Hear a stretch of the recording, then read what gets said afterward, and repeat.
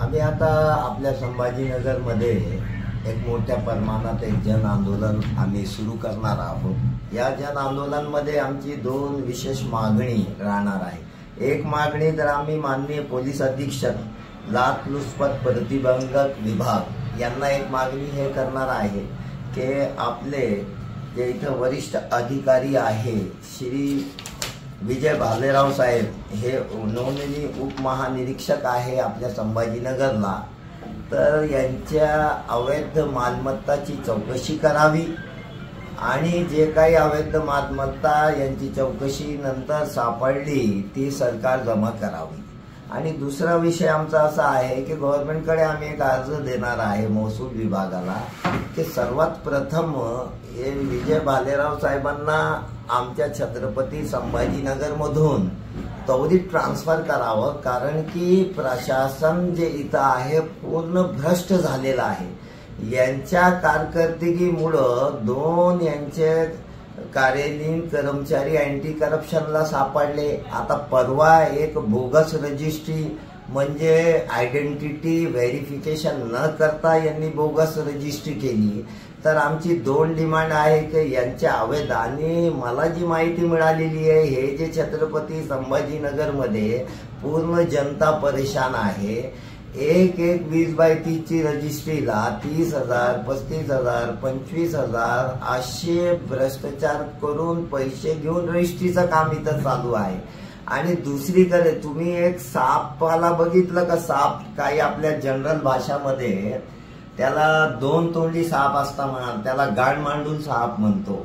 त्या गाण मांडून सापासारखा म्हणजे आपले लोक दोन तोंडी भूमिका घेऊ लागले। दोन तोंडी भूमिका कशी की 6 जुलैला सुप्रीम कोर्टमध्ये याचिकेमध्ये सांगितलं होतं की बाबा ही जी याचिका आहे ही कॉम्प्रोमाइज करण्यासाठी सुइटेबल आहे, तर याच्यासाठी गव्हर्नमेंटने आणि सुप्रीम कोर्टाने सांगितलं की याचिका करता आणि गव्हर्नमेंटने कॉम्प्रोमाइज केलं पाहिजे जनहिताचा लक्षात घेऊन।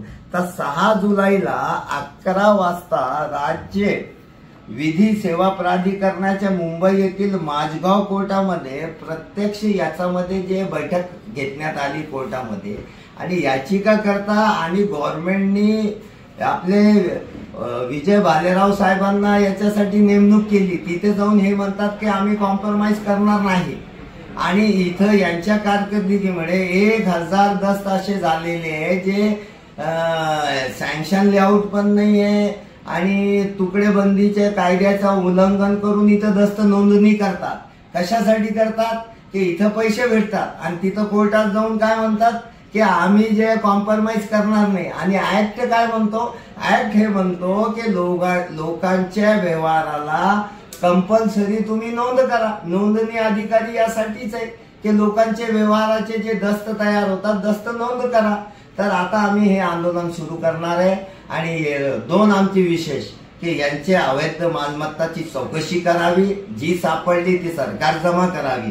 दुसरा, त्वरित यांची इथं बदली करावी आणि इथला बदली करून असा व्यक्ती द्या की त्यांनी इथं जे जबाबदारीने इथं काम करावं। आणि तिसरा विषय, जर दस्त नोंदवायचा नसेल तर दिसतं सेक्शन 71 खाली यांनी प्रोसिजर फॉलो करून दस्तला नाकारला पाहिजे, कारण पक्षकार अपिलाला जाईल आणि जे सब रजिस्ट्रार आहे त्यांच्या सस्पेन्शनला आम्ही कोर्टात पण जाऊ आणि गव्हर्नमेंटला विनंती करू। आमची गव्हर्नमेंट, महाराष्ट्र गव्हर्नमेंटचं धोरण एकदम स्पष्ट आहे, जनहितासाठी यांना काम करायचं आहे। एकनाथ आपले शिंदे साहेब, सीएम साहेब, देवेंद्र फडणवीस साहेब यांनी इतकं चांगलं धोरण घेतलं, पण यांच्या धोरणाला जनतापर्यंत न पोहोचविण्याचं कारण विजय भालेरावचा करप्शन आहे। हा विषय घेऊन मी आता या 2-3 महिन्यामध्ये पूर्ण संभाजीनगरच्या नागरिकांना जोडणार आहे आणि रस्त्यावर हातकडी, स्वतःच्या हाताला हातकडी बांधू, कारण की आम्ही हे आंदोलन करायचा विचार करतात आम्हाला पोलीस कंप्लेंटची धमक्या देत आहे। तर आम्ही यांच्या धमक्याला बळी पडणार नाही।